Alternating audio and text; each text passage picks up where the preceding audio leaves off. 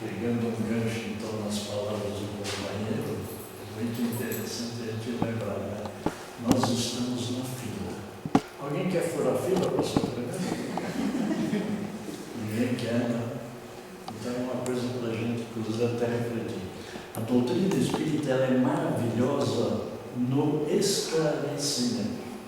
À medida em que nós recebemos informações que fortalecem a nossa fé, a nossa credibilidade, inclusive nos ensinamentos que chegaram até nós através de Jesus pelos evangelhos, a coisa não precisa nem se discutir mais. Nós voltamos do mundo espiritual, morremos para o mundo espiritual e nascemos para o mundo físico. O inverso é inclusive um texto que aparece no próprio livro dos Espíritos, ou seja, o retorno da vida corporal para a vida espiritual. E ali tem uma palavrinha que chama-se erraticidade. Erraticidade, eu vou até frisar aqui, ó. O que é estado errante? É o estágio intermediário em que o espírito não está habitando um corpo físico, ele simplesmente está no mundo dos espíritos. E o estado dele é o estado errante ou estado de erraticidade. Esses foram os espíritos que falaram para Kardec, inclusive, para poder norteá-lo na exposição, quando vem uma comunicação de lá para cá, e quando vai daqui para lá. Como nós estamos no mês de novembro, e no mês de novembro é interessante, é o dia primeiro que a igreja estabeleceu como Dia de Todos os Santos. O que é um santo para a Igreja Católica? É um espírito elevado, um espírito superior. Então, para o Espiritismo, o espírito superior é considerado Espírito Santo pela Igreja, que nós respeitamos, cada um tem sua crença e deve seguir realmente aquilo que lhe dá segurança, aquilo que lhe dá conforto. Agora, acontece que aquele momento realmente de passagem permanece todos os anos no mês de novembro, porque lá no dia 2, então, comemora-se os finados. E nos finados, o que acontece com os cemitérios? Eles ficam lotados, porque todo mundo vai lá para homenagear o seu ente querido que já bateu, e ele foi na frente. Então, tudo isso daqui serve para a gente fazer uma reflexão, e eu gosto sempre de abordar no mês de novembro exatamente por causa disso. Porque no próprio mês de novembro, dia 9 de outubro de 1861, foi promulgado o Ato de Fé de Barcelona, onde foram lá na Espanha queimados 300 livros espíritas. Então, a morte suposta por um comandante do clero, acreditando que queimando o livro estava se queimando as ideias. Muito pelo contrário, depois ele se manifestou numa sessão mediúnica e disse, e ele mesmo confessou: queimastes os livros, as ideias te queimarão. Ou seja, nós estamos lutando em todos os dias, o chamado processo de transformação, que Kardec inclusive destaca isso daí quando ele diz, né? Reconhece-se o verdadeiro espírita pela sua transformação moral. A finalidade da doutrina é fazer com que o espírito encarnado galgue os degraus da moralidade para se tornar espírito perfeito. E nem por isso deixa de habitar o mundo espiritual. Quando não precisa mais reencarnar, ele vai ser o dirigente daqueles espíritos que estão se aproximando, que por sua vez criarão novas condições para que eles promovam o conhecimento, o esclarecimento e informação para outros espíritos, para que todos sigam aquilo que estabeleceu a lei de Deus, a lei divina. Todos os espíritos serão um dia perfeitos. Nós estamos imperfeitos, nós não somos imperfeitos, nós estamos. À medida que progredimos, nós vamos nos melhorando.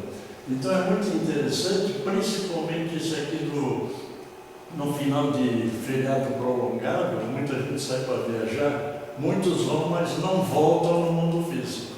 De lá mesmo eles já navegam para o mundo dos espíritos. E quem fica, os parentes, amigos, os familiares, ai meu Deus do céu, que tristeza, não é bem por aí. Volto a repetir, quando nós estamos no mundo espiritual e encarnamos, portanto, nós morremos para o mundo espiritual e nascemos para o mundo físico. Quando nós partimos daqui para o mundo espiritual, nós morremos aqui. É a matéria que morre para sofrer transformação. Mas o espírito continua vivinho lá do outro lado, inclusive sentindo e percebendo todas as emissões de pensamentos que nós dirigimos a ele. Se o pensamento é transmitido como tristeza, o nosso parente querido do outro lado fala assim: nossa, mas ele está sofrendo por uma coisa pensando que eu morri. Eu não morri quando eu vivo, estou bem vivo. Então veja a maravilha da doutrina espírita, inclusive comprovar pelas manifestações o quanto é importante aquilo que está escrito lá no Dogma de Kardec, lá no Père Lachaise, que é o cemitério em Paris, né? Nascer, morrer, renascer ainda, progredir sempre, tal é a lei. Que lei é que ele está falando?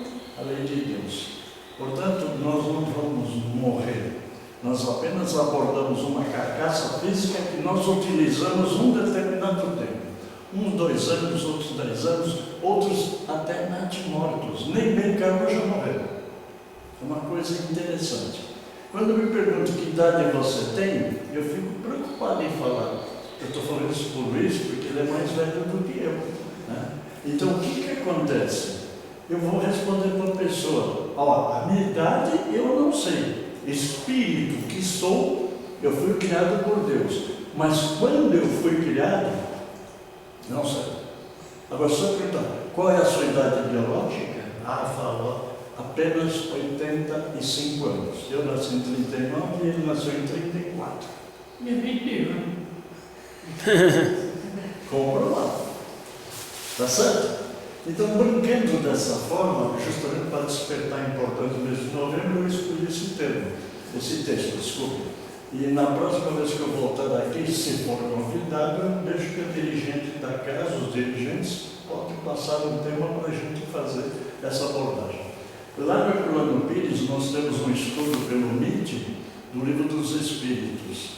E nós, inclusive, entramos no capítulo do fluido vital, que é a questão número 60 do Livro dos Espíritos, e lá se fala claramente de seres orgânicos e seres inorgânicos. O que é ser inorgânico? Aquele que não tem vitalidade, não tem vida. E os seres orgânicos são aqueles que têm vitalidade e têm vida. Então, no reino da natureza, esse é o reino da natureza, não é o reino de Deus para onde nós vamos, mas no reino da natureza aparece lá realmente os minerais, as plantas, os animais e o ser humano. Então, os minerais não têm vitalidade, não têm vida, não têm corpo físico, não morrem. Eles são matéria criada por Deus. Mas a partir das plantas, dos animais e do ser humano, nós vivemos um determinado tempo. Nascemos, desenvolvemos, crescemos, reproduzimos, morremos e esse ciclo permanece infinitamente. Nós não temos a mínima noção quando isso vai terminar.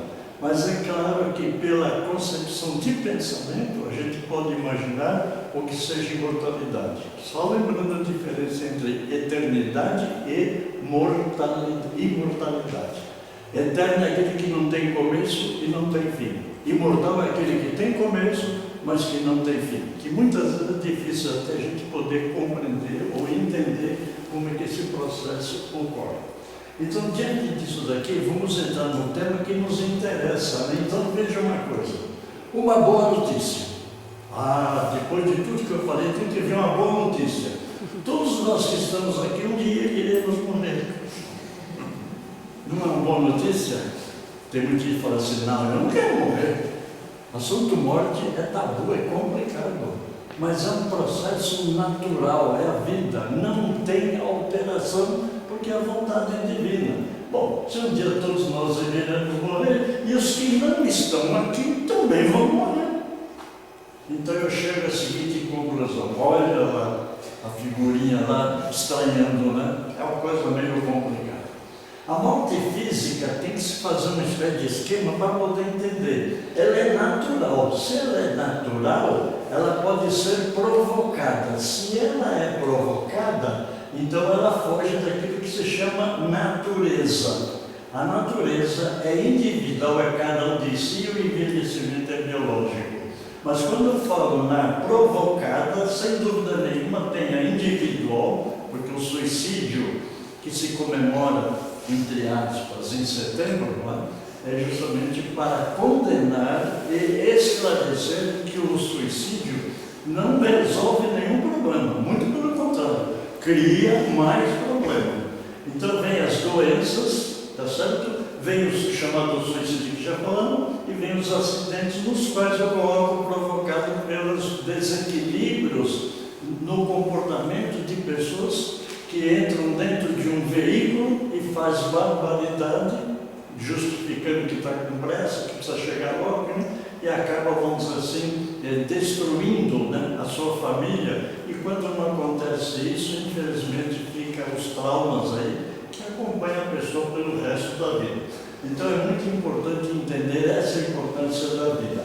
Agora, as coletivas realmente são os desastres, né? Os flagelos destruidores que os espíritos falaram para Kardec.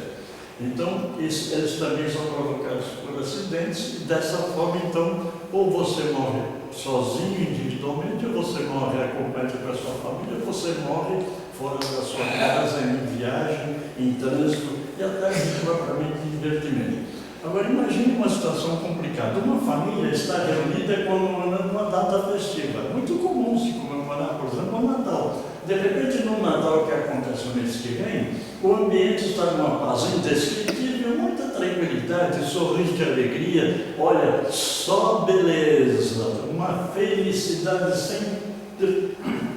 sem explicações aparentes. Consequentemente, impera um clima, vamos dizer assim, favorável. Mas, de repente, chega o quê? Uma notícia triste. Um familiar muito querido acaba de falecer. Ninguém esperava tal notícia, porque o ambiente não era próprio para isso, muito pelo contrário, era para ser alegria. Esse fato mudou completamente o ambiente. Por que mudou? Porque da alegria pulou-se para a tristeza, para o sofrimento. Qual é a reação de cada um na família? Olha só, surpresa, pegou todo mundo de surpresa, desespero, aqueles que são mais afeiçoados, falam, nossa, o que vai acontecer agora? Indignação, não pode ser, Deus não é justo levar ele. Angústia, a pessoa angustiada, ela não consegue manter em equilíbrio o seu pensamento. Vem a decepção, desculpe, vem a decepção e, consequentemente, vem o quê? A raiva. Então, veja, nós estamos a qualquer momento, principalmente no ambiente social que nós estamos vivendo atualmente aqui no nosso país, e não é só no nosso país, é no planeta total. Você sabe que sai de casa, mas você não sabe se você volta. E quando você volta, a família está, nossa, foi um dia de trabalho cansativo, mas e já estamos reunidos novamente. Isso é uma alegria, isso realmente é um prazer, né? Então, qual é a reação de cada família? Desculpe, aqui aperta o botão, eu sou destro, né? Aperta com a canhota e contraria, né? Não vou fazer o que ele quer. Então, tudo isso aí então está mostrando para nós que nós vamos falar disto sobre a ótica espírita. O que é que o Espiritismo vai falar para nós? Um assunto que ninguém gosta de falar, que eu já brinquei logo no início, e falar de morte ou do retorno da vida corpórea para a vida espiritual. É a nossa viagem de volta. Quem, entre aspas, não tem medo da morte, levanta a mão. Quem não tem medo da morte? Eu vou levantar, eu tenho medo, sim, né? Essa pergunta para muitos é indesejável e desagradável. Claro que é, porque é a separação da convivência física, mas não é a separação dos nossos sentimentos. Aqui presente ou viajando lá para a Europa, para os Estados Unidos, o nosso pensamento alcança ele até lá. E no caso da viagem espiritual, é a mesma coisa. Por isso que é muito importante depois entender no final da exposição por que devemos elevar bons pensamentos de alegria, de felicidade e não de tristeza e angústia para o nosso querido ente que está lá no mundo espiritual. porque ele vai perceber, o pensamento caminha, ele não tem realmente limite na sua extensão, porque ninguém aceita pacificamente ou passivamente a questão morte e morrer. A morte em si mesmo dá a ideia de um encerramento final de projetos pessoais, projetos familiares, projetos sociais, projetos profissionais, dando origem ao quê? A dores, angústias e muito sofrimento. Sem dúvida nenhuma é o que acaba acontecendo. Portanto, após a morte, como fica o nosso ente querido no mundo espiritual? O meu filho, a minha filha, a minha esposa, meu pai, minha mãe faleceu, já foi feito o sepultamento, eu já sei que ele está lá no mundo espiritual. Numa fase inicial, ele está no estado de perturbação e não é capaz de perceber os nossos sentimentos. Mas uma coisa é certa, a partir do momento em que ele desperta, isso a perturbação varia de pessoa para pessoa, de espírito para espírito, e ele vai chegar à conclusão: nossa, onde é que eu estou? A primeira reação, porque você está num lugar que você aparentemente não conhece. Quando a gente viaja e vai dormir num quarto que não é o costumeiro da gente, você dorme. Quando você acorda, qual é a primeira sensação? Onde estou? Começa a procurar onde é a janela, onde é a porta, onde é o banheiro, né? Precisa um certo tempo para poder fazer isso. Então não é nenhuma novidade realmente que o nosso ente lá no mundo espiritual, ele vai inclusive perceber. Então qual é a sua situação desse ente querido e as suas preocupações? Assunto morte continua sendo um tabu. Por quê? É aí que percebemos o medo da morte ou o medo de morrer. Olha só esse quadro aqui, olha, observa, olha. Medo de morrer, medo da morte. Isso tem nome, chama-se tanatofobia.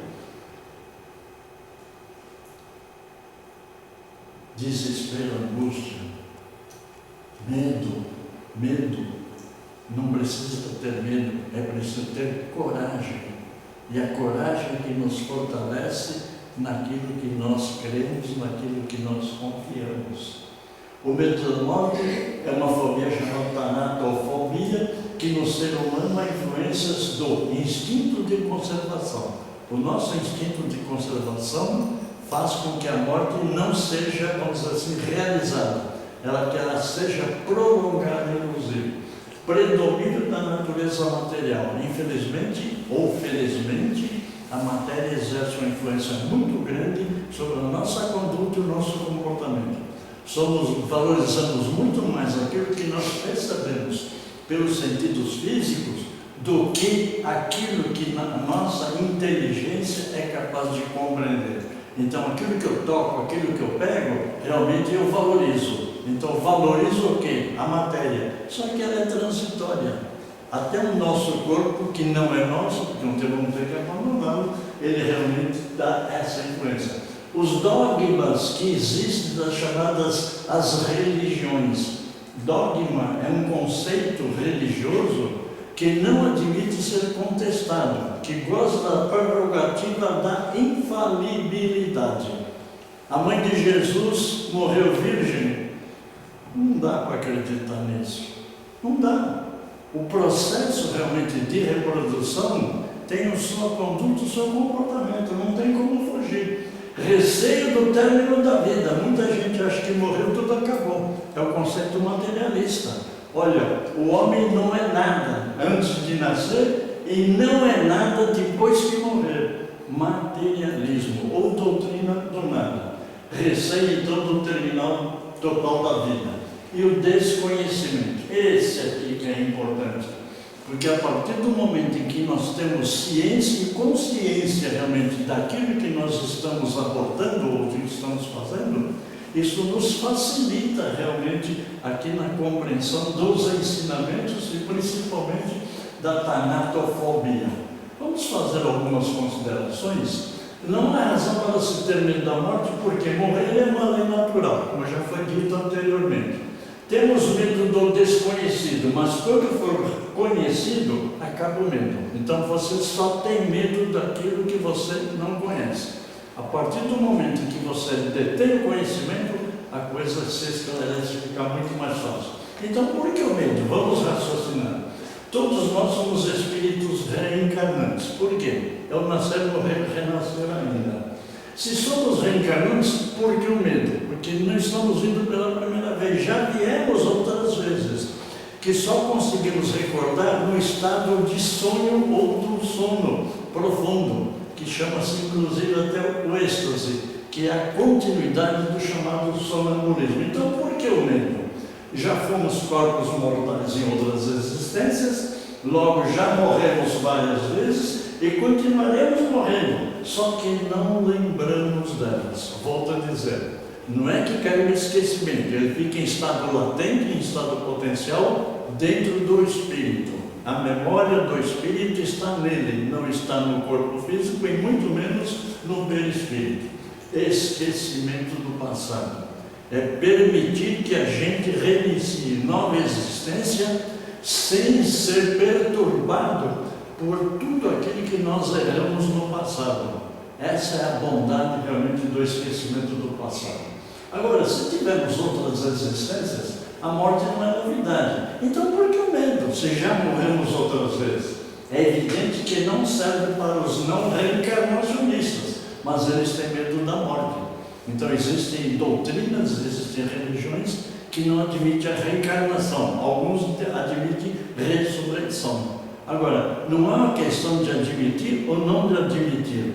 A questão é que a lei natural estabelece regras que a ciência pesquisa e comprova que a reencarnação existe. Reencarnacionistas, o budismo, o cristianismo, o druidismo, o espiritismo, esses aqui admitem o quê? A reencarnação. Uma nova vida, o mesmo espírito voltando ao corpo físico, não aquele corpo que ele tinha antes. O novo corpo é criado para a habitação desse espírito. Os não reencarnacionistas estão no catolicismo, protestantismo, islamismo. Ou seja, esses aqui não admitem a reencarnação. Os judeus admitem a ressurreição. É por isso que Nicodemos procurou Jesus, porque é preciso nascer de novo.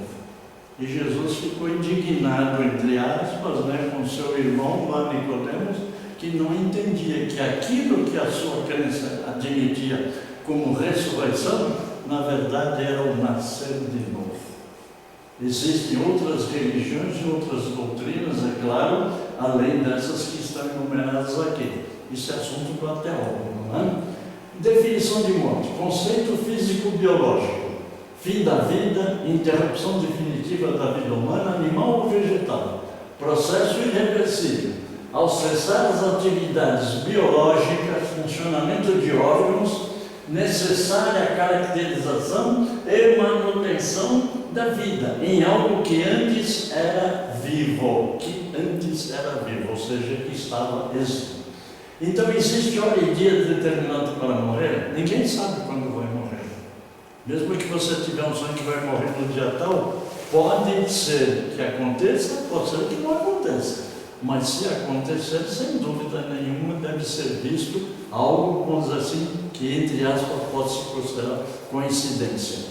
Consequentemente, será que tudo que provoca a morte está previamente determinado? O que existe é livre-arbítrio ou existe o determinismo? É uma coisa, inclusive, até para se pesquisar. Então, para nós espíritas, por convicção, podemos falar da morte em função do conteúdo espírita para distinguir entre morrer e desencarnar. É diferente. Morrer e desencarnar. Morrer, tá certo, é a morte, é física. E desencarnar é diferente de morrer. Desencarnar, diferente de morrer. Desencarnar. O espírito mais o perispírito do corpo físico é desligado. Aqui, nesse processo, a morte é física, pode realmente acontecer a morte, mas não a desencarnação propriamente dita. Aí está a diferença. Qual é a situação dos encarnados após a morte? Eu já adiantei alguma coisa, mas ficaria. Notícias sobre a morte de pessoas são sentidas de maneiras diferentes. Tratando de pessoas desconhecidas ou que não mantemos algum tipo de relacionamento, nós consideramos um fenômeno natural. Ah, fulano morreu, ciclano morreu, o vizinho morreu. Mas a partir do momento em que aquilo traz uma proximidade em função de amizade, em função familiar, a coisa já começa a modificar. E quando se trata dos parentes, vamos dizer assim, na família, é mais complicado ainda, porque sofre todo aquele choque quando soube-se da notícia que numa festa um parente querido havia desencarnado ou morto, né? Porém, o aviso da morte de pessoas que mantemos algum tipo de relacionamento, a sensação é diferente. Dentro da família é muito maior, conforme já adiantei. Em tratando-se de amigos próximos ou afastados, normalmente ficamos bastante entristecidos. Quando isso ocorre dentro da própria família, os membros reagem com diferentes atitudes e comportamentos. A Elizabeth Kübler-Ross é uma tanatóloga e psiquiatra. Ela escreveu esse livro sobre a morte e o morrer, né? É muito interessante que ela fala do processo do luto, as 5 fases do luto, né? A primeira é a negação, a segunda é a raiva, a terceira é a barganha, o quarto é a depressão e o quinto é a aceitação. Só passando realmente por esses processos aqui, que são as chamadas fases do luto, é que a pessoa vai ter consciência. Afinal de contas, morreu, porque a morte é natural. Tinha que morrer, chegou o dia, vai acabar acontecendo. Então, negação não aceita a realidade, a raiva as pessoas ficam frustradas, a barganha os pacientes ficam tentando negociar como se houvesse negociação no processo da morte, que não existe. A depressão, que é o quarto, os pacientes apresentam sintomas de depressão e aceitação. Neste último, os pacientes compreendem que a morte é inevitável e aceitam a universalidade da experiência. Veja só quanto é importante essa fase do luto. Diante do primeiro impacto da morte, é preciso que o tempo gradativamente vai dar condições realmente para a pessoa aceitar a morte. Afinal de contas, todos nós morreremos um dia, né? Antes do processo de luto, herdeiros e sucessores discutem como dividir a herança deixada pelo defunto. O defunto nem congelou, nem gelou, nem resfriou, já tem gente brigando lá, disputando a herança. Infelizmente, é a influência da matéria sobre o espírito. O processo do luto também ocorre em outras situações. Pelo divórcio, separação familiar, morte de animais de estimação, isso aqui acontece muito atualmente, hein? O desemprego, perda de bens materiais, entre outros, né? Você veja, inundações no Rio Grande do Sul, tem pessoas lá que ainda não conseguiu reconstruir a sua vida, e muitos, em função da idade, não terão oportunidade de reconstruir aquilo que a natureza destruiu. A sensação do luto é individual, variando de pessoa para pessoa, em alguns casos provocando doenças no corpo físico. Esse processo chama-se somatização, tá certo, do corpo físico. De tanto pensar em doença, acaba ficando doente. No adulto, o processo do luto e a sua duração também varia de pessoa para pessoa. Curta para algumas, longa para outras. Muitos casos requerem até atendimento psicológico. A pessoa fica de tal forma abalada que precisa fazer esse atendimento, esse tratamento. Agora, superada esta fase, deverão retornar às suas atividades rotineiras, porque a vida continua. É o 16º livro do André Luiz, livro número 16. Primeiro é Nosso Lar, e o último, E a Vida Continua. A comprovação disso é feita por cientistas que pesquisaram processos de reencarnação. E o luto para uma criança? Como uma criança lida com a morte de uma pessoa querida, é fácil explicar para uma pessoa, criança ainda, né, espírito, numa fase infantil, compreensão, entendimento do fenômeno da morte? Claro que não, ela não tem aquela preparação ainda. Então vai depender do estágio em que ela se encontra, da estabilidade da família, que isso é importante, da educação, dos exemplos de como os adultos à sua volta estão lidando com a morte. E o que disseram os Espíritos sobre a morte na codificação da doutrina espírita? Porque no livro dos Espíritos, lá vai aparecer. Eu citei, inclusive, no início, a questão de matéria orgânica e matéria inorgânica. Só morre matéria orgânica. Matéria inorgânica não tem morte. E é claro que nesse processo a doutrina espírita faz a sua análise. Questão 614. O que se deve entender por lei natural? Lei natural é a lei de Deus. É a única necessária à felicidade do homem. A partir do momento em que nós aceitamos a lei divina, a lei de Deus, a lei natural, tudo se esclarece. Não existe perda. 728. A destruição é a lei da natureza? E eles responderam: é preciso que tudo se destrua para renascer e se regenerar. Nascer, morrer, renascer ainda. Para o quê? Para se regenerar. Porque o que chamais de destruição não passa de uma transformação, que tem por fim o quê? A renovação e melhoria dos seres vivos. Qual é a consequência? É preciso morrer. Voltando lá no início, não adianta reclamar, tem que morrer. Morte, retorno da vida corpórea à vida espiritual, que é o processo que nós estamos falando, não é? 150. A alma após a morte conserva a sua individualidade, ou seja, continua sendo ela mesma, a alma, ou ele mesmo, o espírito? Sim, jamais perde. Que seria ela, a alma, ou ele, espírito, se não conservasse a sua individualidade?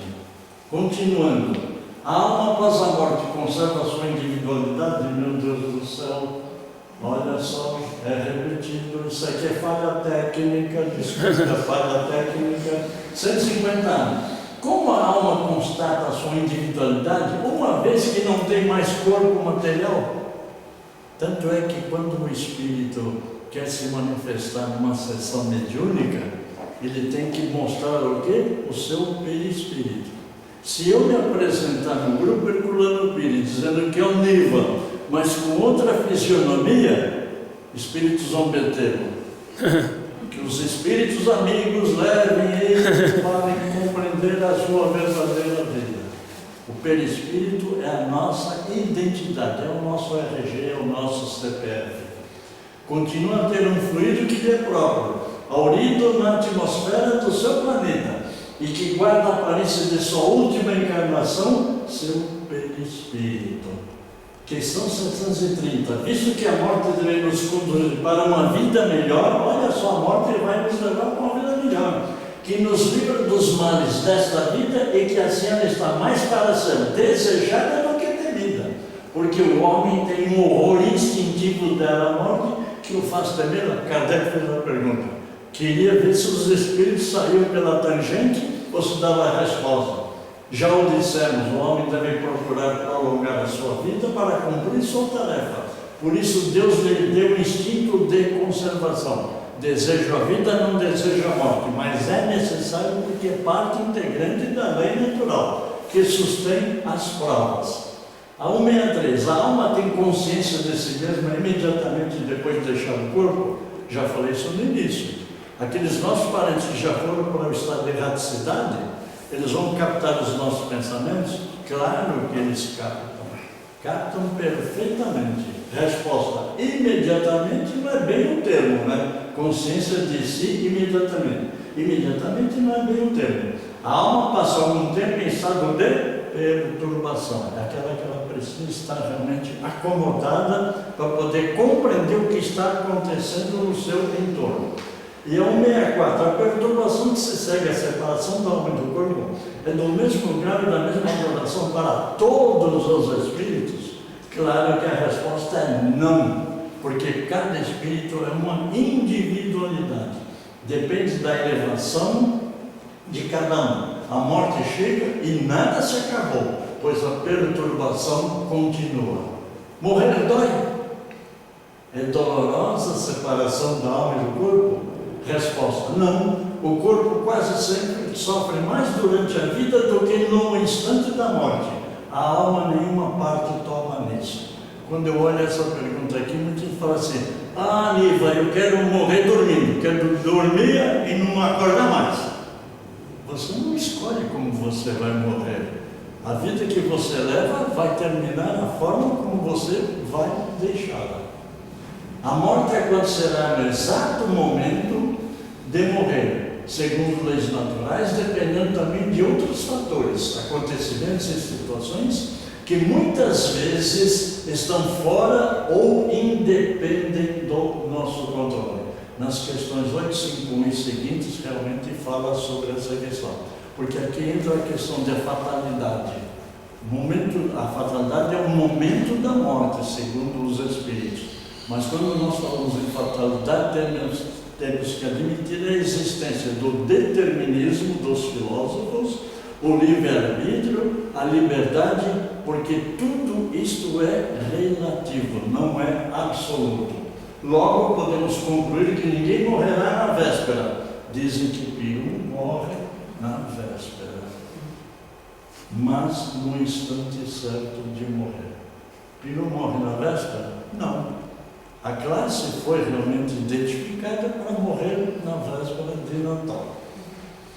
O futuro e o nada, livro Céu e Inferno. Nós vivemos, pensamos, agimos, eis o que é positivo. E nós morremos, mas ao deixar a Terra, para onde vamos, já sabemos, para o mundo espiritual. Qual é a situação dos nossos familiares e amigos ao chegarem ao mundo espiritual? Quais são as suas preocupações e os seus pensamentos? Alegres ou tristes, eles se recordam daqueles que ficaram no mundo físico? Sim, claro que recordam. Por isso emita bons pensamentos, pensamentos alegres, porque eles ficarão felizes. Quando você emite maus pensamentos, quando você emite pensamento de tristeza, de angústia, de inconformação com os acontecimentos, acaba realmente criando essa situação. Então é o livro Céu e Inferno. Pelas informações dos Espíritos, desculpe mais uma vez, pelas informações dos Espíritos a respeito de situação e preocupação, deles não é diferente da grande maioria dos Espíritos. Entre eles, adversários, desafios e inimigos, quando chegam ao mundo espiritual. Se você tem uma inimizade aqui, faça as pazes com ele. Jesus diz assim: reconcilia-te com o teu adversário enquanto estás a caminho, porque senão, 3 pontinhos. Gente, é melhor viver em paz. Já pensou você ter ódio de uma pessoa e quando você chegar lá, qual é a primeira pessoa que você vai ver? Qual é a situação dos nossos familiares e amigos? Quais as preocupações e pensamentos, alegres ou tristes?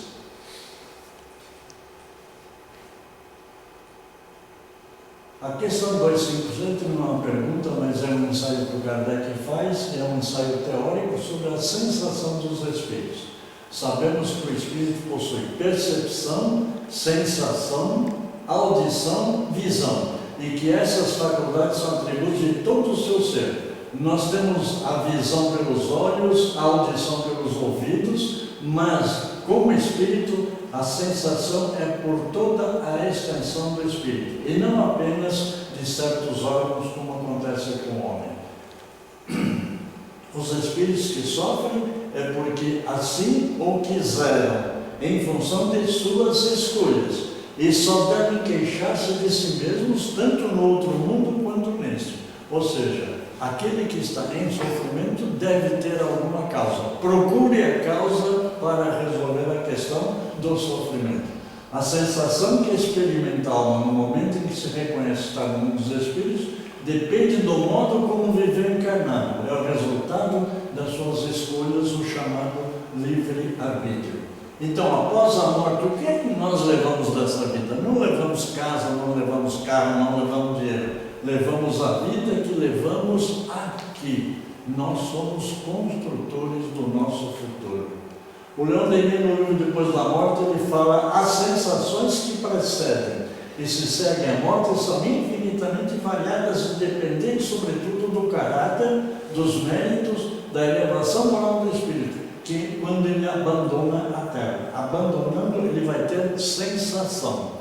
Ele não terá aquela sensação material, mas será a sua sensação de pensamento moral. E ele fala da erraticidade no Lenin e diz: é isso que se chama erraticidade.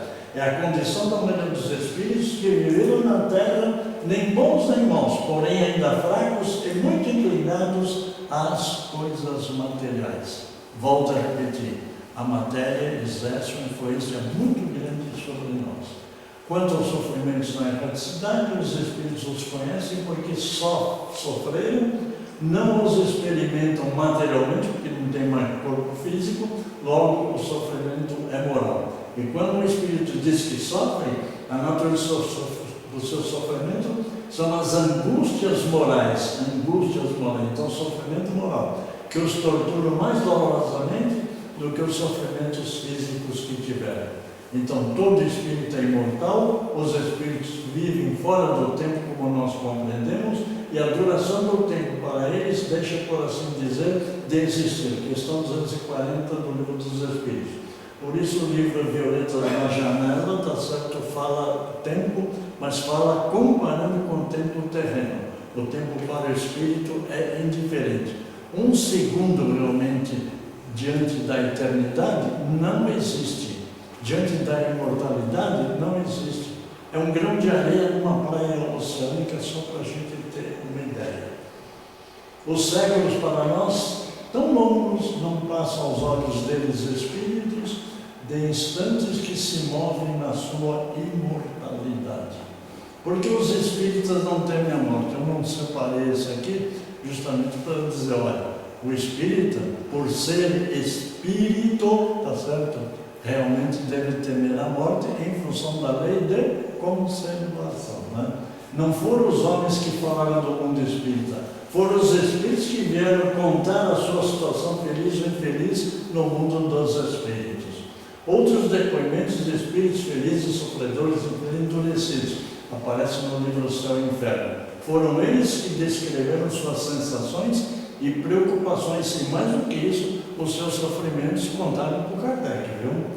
A 956, voltando aos espíritos, aqueles que não podendo suportar a perda dos entes queridos, se matam na esperança de se juntar a eles, a alcançar o seu objetivo. Claro que não.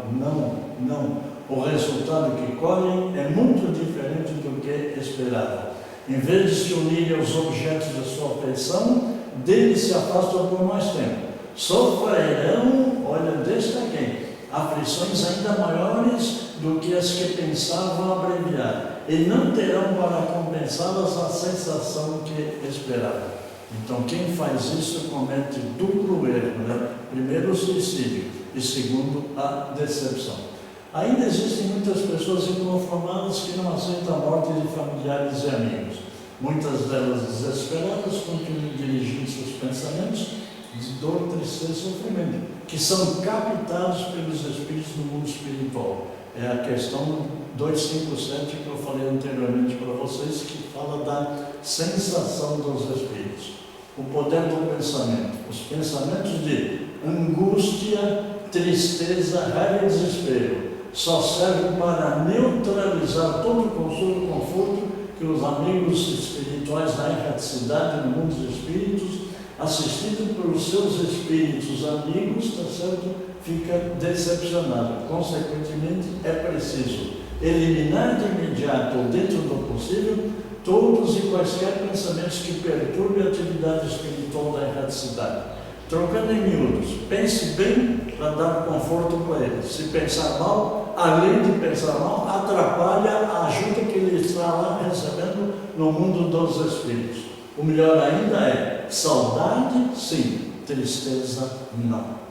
Direcionar sempre bons pensamentos aos espíritos que amamos, não sejamos obsessores de familiares e amigos, que se foram para não provocar mais desespero e sofrimento.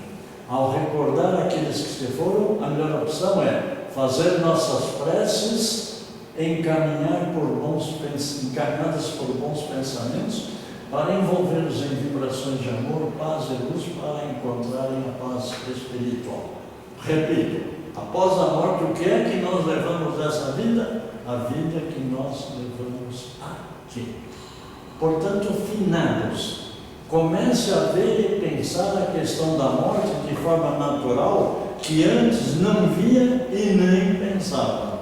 Não é proibido ir no cemitério. Mas você não precisa ir ao cemitério para homenagear, para mandar bons pensamentos os parentes e para os amigos. Aqui aparecem as obras da doutrina espírita, recomendadas para quem se interessa pelo espiritismo, bibliografia utilizada, além das obras básicas de Kardec, que eu mostrei anteriormente, A Crise da Morte, pelo Ernesto Bozano, Quem Tem Medo da Morte, Richard Simonetti, Depois da Morte, Leon Denis. E o Herculano Pires, que é o patrono espiritual do grupo que nós participamos lá em Guarulhos, tem que escrever esse livro, Educação para a Morte. Aqui propaganda, agora ao meio-dia, por favor, ligue.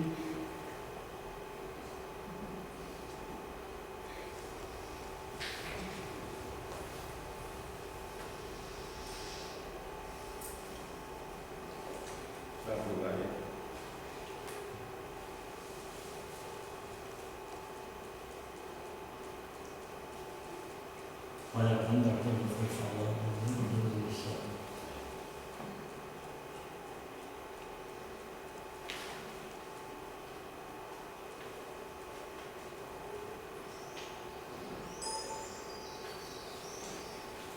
Agora, no meio-dia, 12 horas, o programa Momento Espírita, o programa da USE, União das Sociedades Espíritas do Estado de São Paulo, vai pelo AM 1450 ou na FM estendida 85.5, ao meio-dia. Programa Momento Espírita. No programa de hoje, é a nossa equipe que fez o programa. Gravamos na segunda-feira. Vai ao ar agora ao meio-dia. Tem reprise quarta e quinta-feira, mas eu não me lembro os horários. Então fica aí essa recomendação, tá certo? A respeito da Rádio Bono. Pessoal, muito obrigado pela atenção, pelo carinho e pela paciência.